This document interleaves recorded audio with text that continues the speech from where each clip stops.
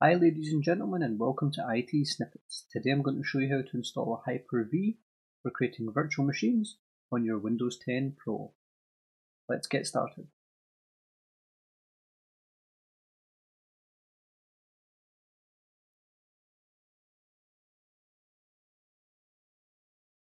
The first thing we would have to do is click on our start bar and go to Settings, which for some reason is open up in my other monitor. Bring that in here. Click on Apps and Features. And then over here, click on Programs and Features. And as you can see here down the side, I'll actually open that up so it's a little bit bigger for you.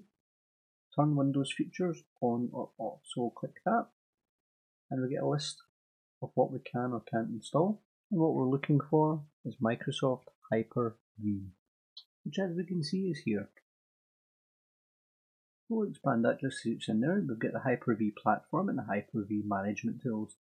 As we're obviously going to be creating VMs, virtual machines, and we're going to be working on them, it's advisable to install the management tools as well. So we'll put a tick box in there. Under management tools, you can see we've got the Hyper-V GUI and Hyper-V module, but we also have under the Hyper-V platform, the Hyper-V hypervisor and the Hyper-V services. So I'm going to install both of them as well. So once we've got that selected, we just click OK. It will search for the required files. Hopefully it will find them already on my hard drive. If not, you may be asked to install your Windows ISO by placing it in the drive or by mounting the ISO. So as you can see, it's requesting a restart. So I'm going to have to stop this video. I'm going to have to restart the machine. And then once the machine has restarted, I'll continue this tutorial. Hi ladies and gentlemen, and welcome back.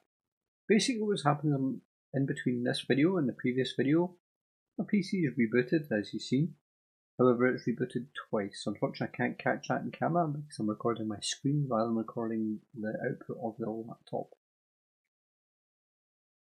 In any case, we're now back to our desktop, and if we click on our start bar, we should now see Hyper-V Manager. This shows that Hyper-V has actually been installed.